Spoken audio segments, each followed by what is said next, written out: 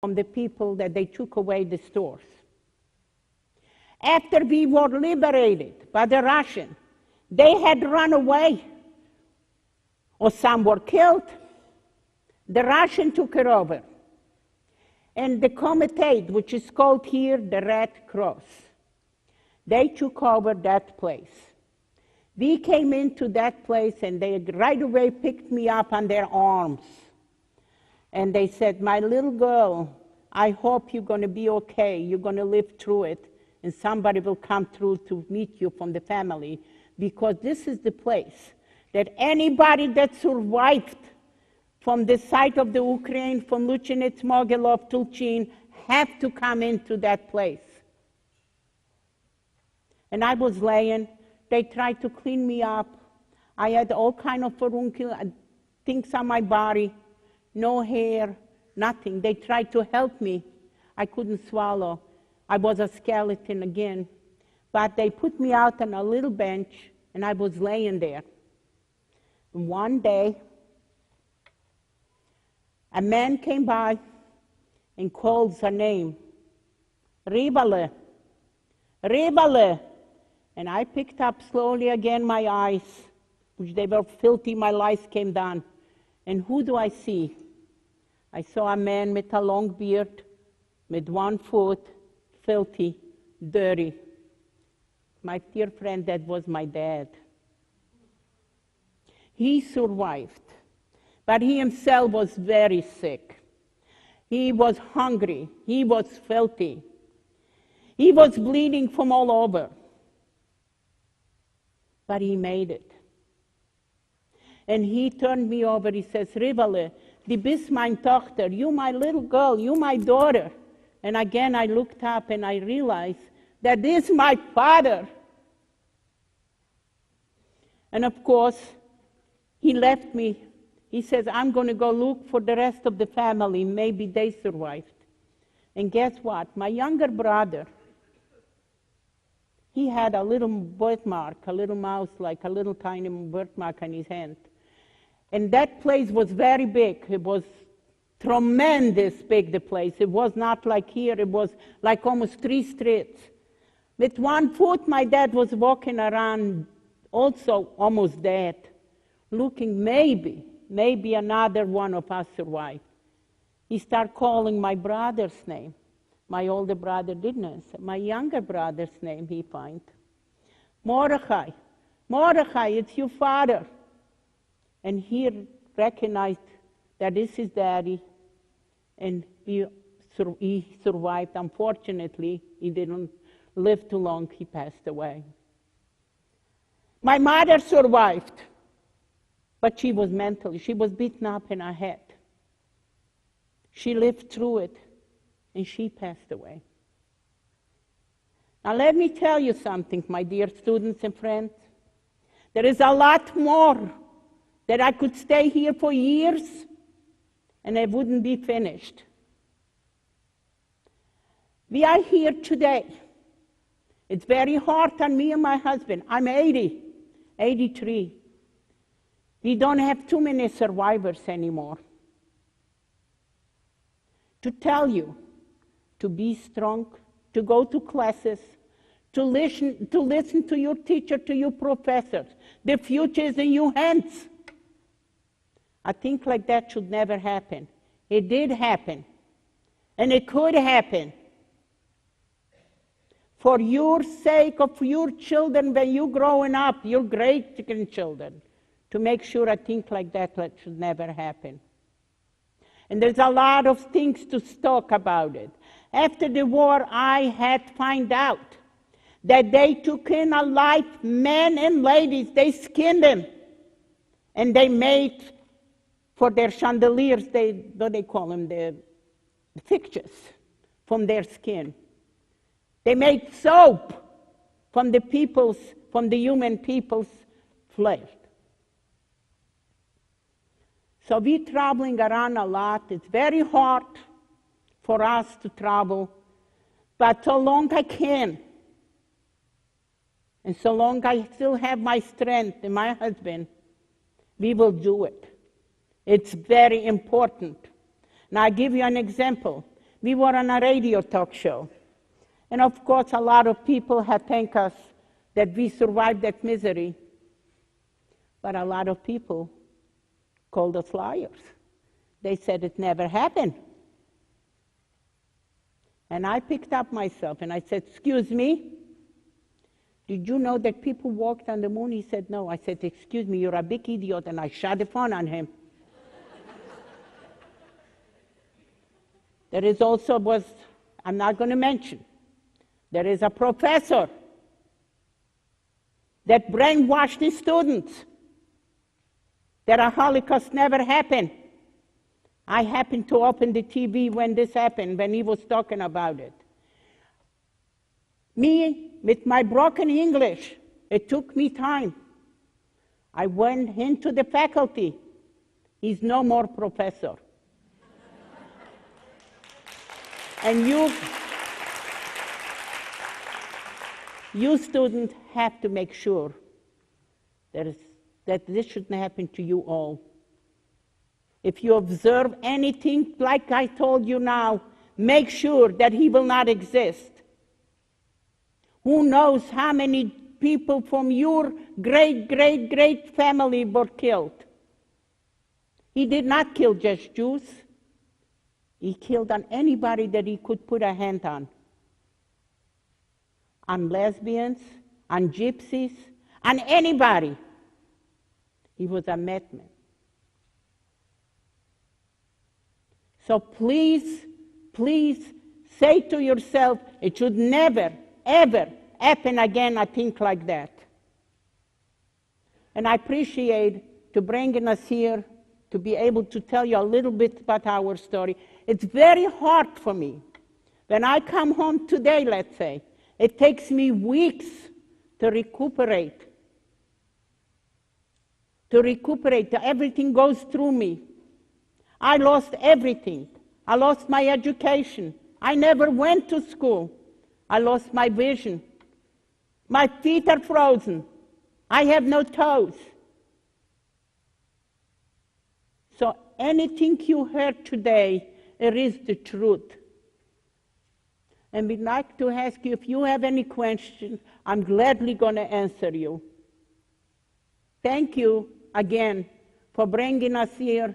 Thank you again to you, Doc, and Jason, and the whole committee to be here to tell a little bit about our life.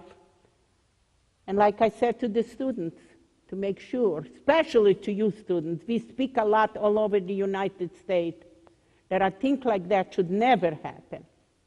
Because the future, like I said, is in your hands. And thank you again for having me.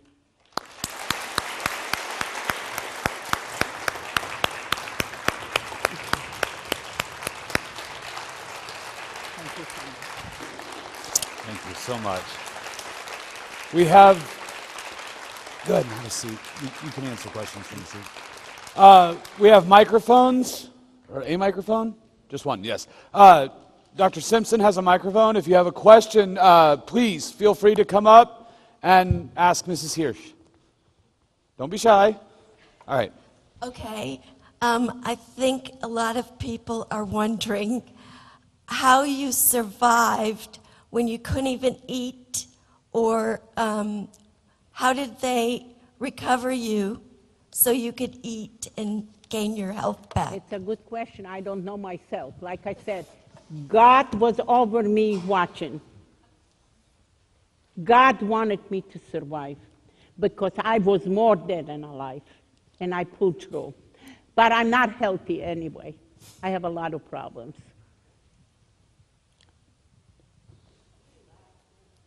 Let's see how loud you are.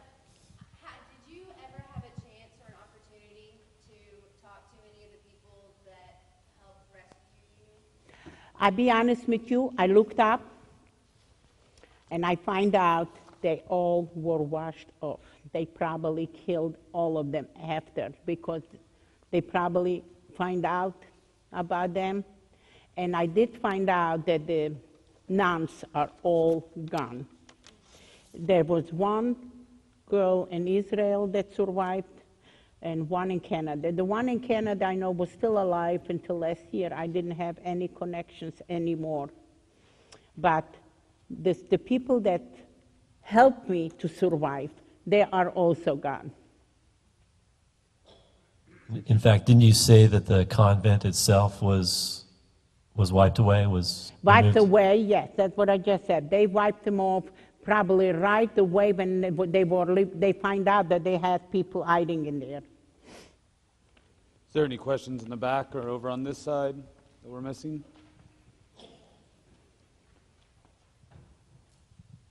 Reva, thank you very much for that moving presentation.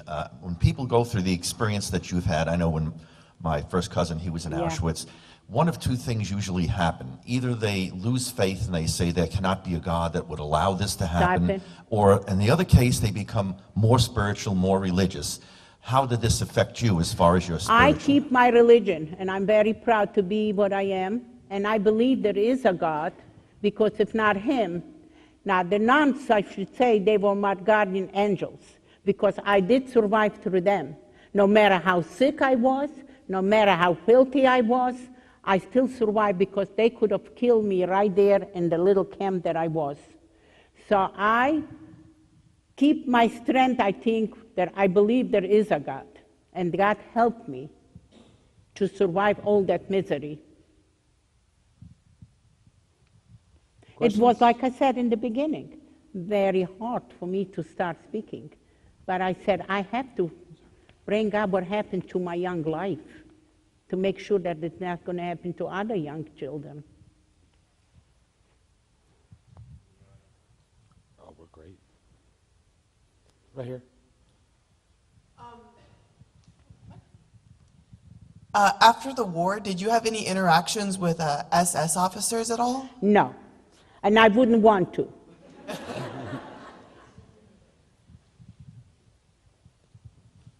Dr. Simpson, down in front.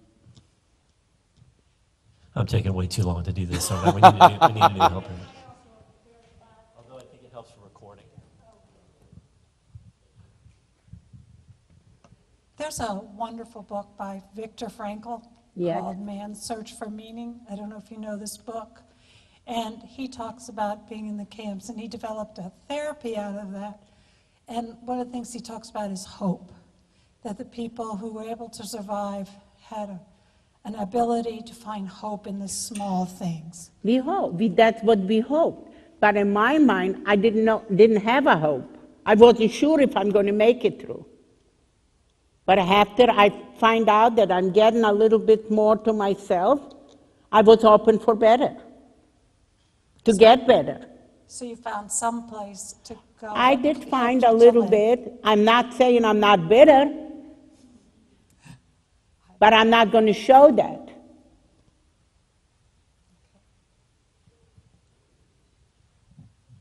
Other questions?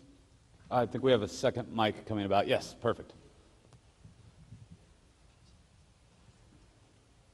I've been to a couple of these conferences and I've heard other survivors of the Holocaust, and for some reason, all of them have said that they would forgive the Nazis and all the people that they did, and I thought that was really interesting. Do you share that same concept?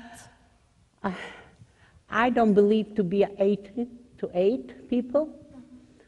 One thing I do forgive, and one thing not, because he ruined my life. They ruined our lives, let's put it, mine and my husband. But I should say I don't forgive them. It wouldn't be right. Thank you. I see that you have children and grandchildren. I'm over the side. Excuse me. And I'm curious, as a survivor, that would have impacted you as a parent, as a grandparent. It did, but we did not tell our children. We were waiting until they got growing up, and we told them they know from where their parents are coming. They have a lot of material going, and we told our sons and my daughter when they were born that we're going to try to give them the best education, the best thing in their life that the two parents did not have. Because he took away, I don't have any education. Like I said yesterday to some wonderful people that I met here, I do speak 7 languages and write, but I do on my own. I never, ever had a school. And I did tell my children why they had to know that. And I explained to them that that's what we're going to go to when we came to the United States, to give them the best education that could be. And we worked very hard to give them the education, to be human being, to be somebody. So they knew from where their parents are coming. Any other questions? It's a prolific row right here. Yeah, very active row in the middle here. I always wonder, I really admire, and it's incomprehensible to me, after you've survived such trauma, how people like yourselves could then go on to have a normal life, well, so-called normal, and have the strength and resilience to be successful and have a successful family. What is that piece inside that helps you rebound back? What I do you say to rebound yourself? back because, like I said, if God will give me life, I want to be here in front of you all to tell the story, and I try to make myself stronger and better and stronger. It's very hard, like I say. Everything is coming back to me. But we keep on to keep ourselves strong. We're trying to keep ourselves, but it's not easy. It's never going to be easy. Thank you. I think we have one question in the back. What were some of the rights and responsibilities of the people before the Holocaust? Where I'm speaking? To who I'm speaking? Here. Oh, excuse me. What were some of the rights and responsibilities of the people before the Holocaust happened? What happened to them? Well, what were the responsibilities of them to the Jews? What people specifically? What is it? The SS, the military? The countrymen and people who could have prevented. So maybe talking about bystanders here. Yes. The other people in your community. The other people that survived? Yeah. No, not that survived. That the other people that were just part of your community, that were the non-Jewish people. I cannot answer you that question because they were around me and they were not around me. You know what I'm saying? Mm-hmm. And I didn't know who they are around me either. I couldn't find out who was around me. Is that what the question? I believe so, yes. Does that help? Yes. Okay. All right. I think we have time for just one more. I was just wondering, what happened after you were free? What happened after the Red Cross? But who raised you, and what happened? That's a story for themselves. I came to a place, it's called the Norovet, and I was trying to go to Israel, which was that time Palestine. And they collected kids to go to Israel, and they put me on a ship, which was like the Exodus ship. And the English were still in Israel, and they captured my ship, and they drowned the ship. That's a story for themselves. And I was almost drowned there too. And they pulled me out, and they pushed us in a camp in Cyprus. And I was in Cyprus for 2 years, again, in a war. When I came to Israel in 1948, then I know I'm safe, I'm in my home. But still was war going on there. So I really went through not just Hitler, I went through more couple of things in my life. And I still survive it. Thank you. Riva, thank you so much. Thank you for having me. We'll see Riva again this afternoon when we hear Isaac, her husband, speak, and then hopefully we can convince both of them to come up on stage for a Q&A with both of them. You know, So often when we have conferences like this, it's to mark all of the evil that goes on, and occasionally we get the rare occasion to celebrate a little bit as well, not just the perpetrators but also the liberators. Today it is my great honor to introduce Louis D. Caslow, who is the Commandant with the Northwest Arkansas Marine Corps League. He was honorably discharged in 1970 at the rank of E4 Corporal, and he is the former Military and Veterans Advisor to Congressman Steve Womack. He handles all issues that involve the Department of Defense, active duty military, reserve, National Guard, and the Veterans Administration.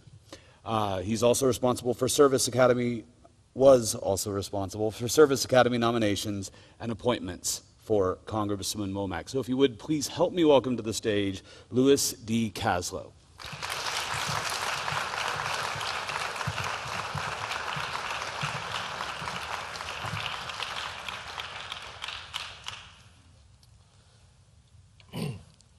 Good afternoon. Tad, thank you very much for that kind introduction. After viewing the schedule of speakers and being in awe, quite frankly, of the assembled expertise and the high caliber of each and every one of these presenters that you've had the opportunity to listen to during the course of the morning and later on this afternoon, it will cause me to make my comments very brief. And what I want to do is just touch upon a few salient points from a military perspective. Let me start off by telling you that the seeds of anti-Semitism were sown long before America's involvement in World War II. Let me take you back to December 7th, 1941. All of you should be aware that that was the day that Pearl Harbor was bombed and cast the United States into World War II. It's not that we didn't know what was going on in Europe prior to that. We most certainly did. But believe it or not, there were Americans, and some highly visible Americans, that did not want the USA to get involved in what was going on in Europe.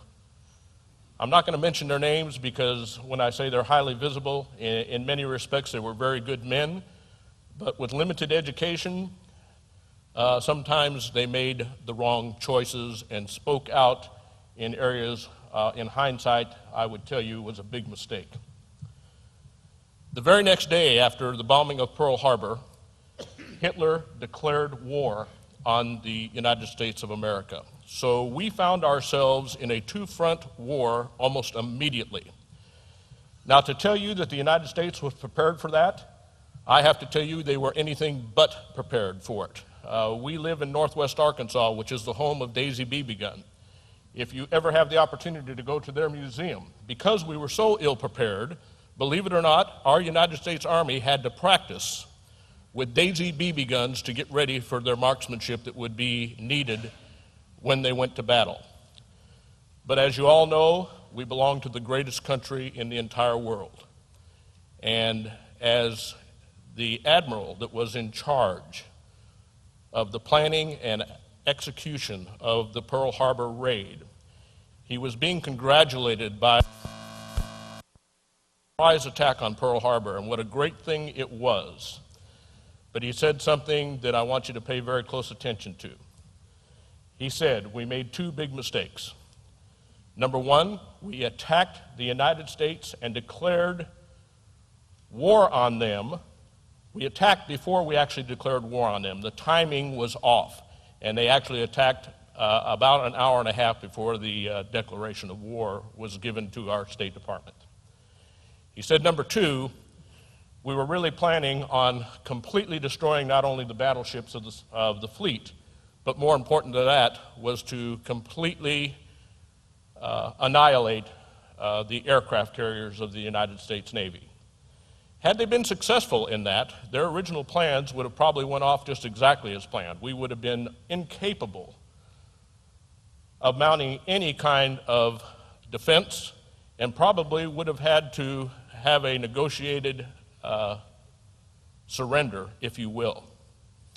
But the other comment that that admiral made was, because the aircraft carriers were not there, we did not destroy them, and because we actually attacked before a declaration of war, I fear all that we have done is to awaken a sleeping giant and fill him with a terrible resolve. Ladies and gentlemen and students, those were probably the most profound words that admiral ever spoke, because that's exactly what happened. Our military machine went into action. The numbers of men and women that signed up to protect this country had never been seen before or since. And I want to tell you that people like the veteran that we're going to recognize here very shortly put their lives, their hopes, their dreams, and their ambitions on hold to go to war in a conflict that they did not know how long it was going to last, but what they did know was that failure was not an option. We would fight until ultimate victory.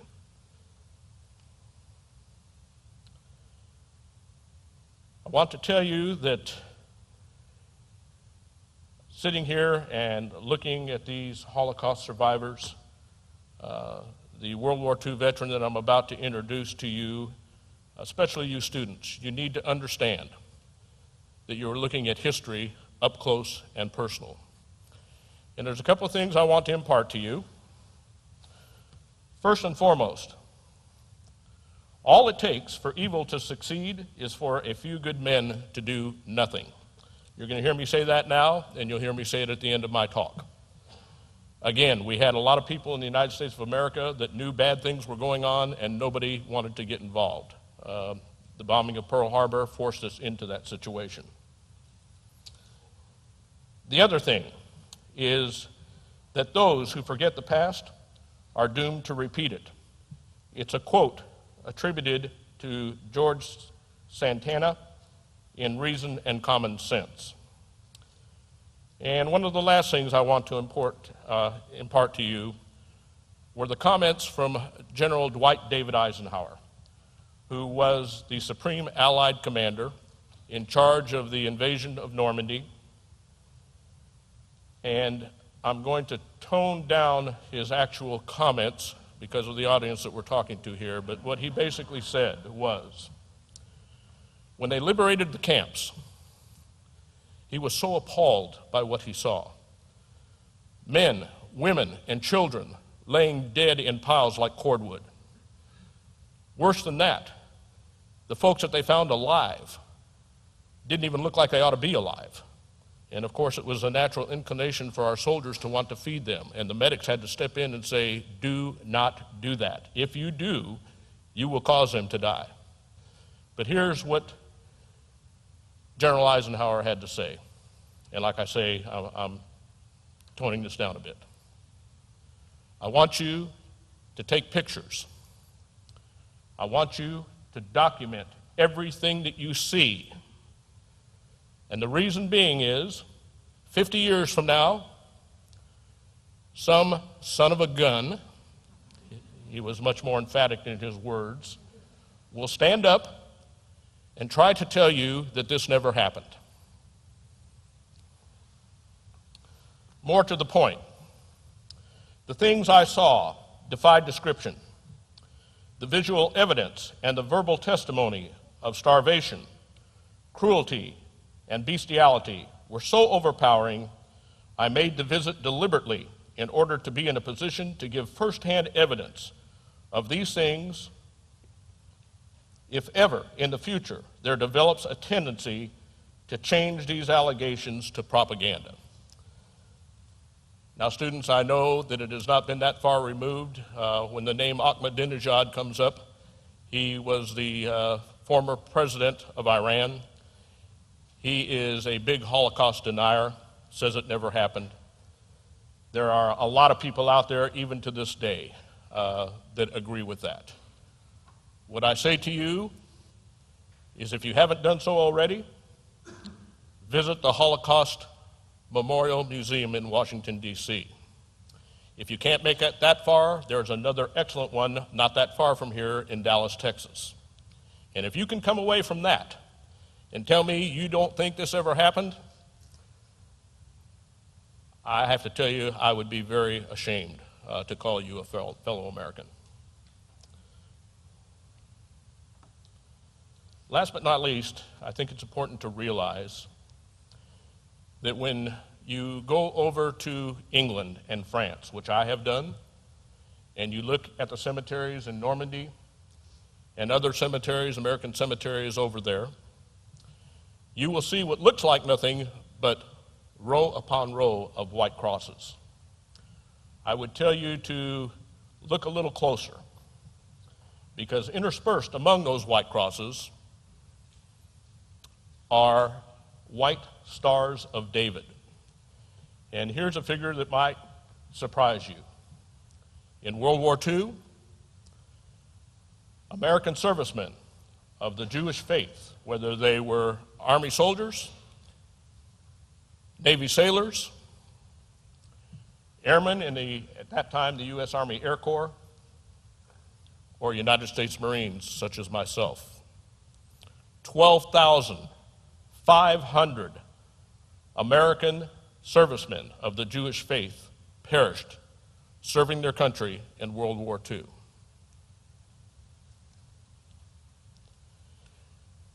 It is now my distinct honor and privilege to introduce to you a man that we owe such a great debt of gratitude to. How do you thank somebody that was a United States Army lieutenant, rifle platoon commander, that was able to liberate Leipzig concentration camp? If that name sounds familiar to you, then I point to the movie Schindler's List. That is the concentration camp that was depicted in that movie, and the gentleman you are about to meet was part of that liberation campaign. Please welcome, please stand up, give the heartiest welcome that you can to Richard Greer.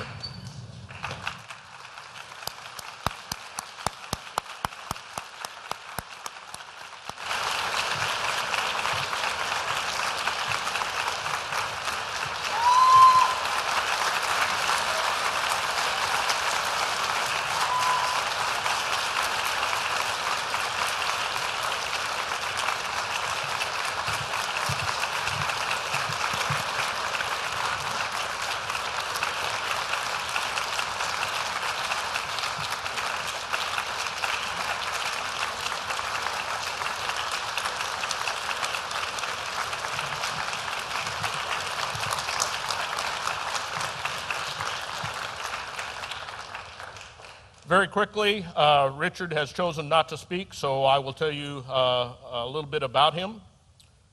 The man you see standing before you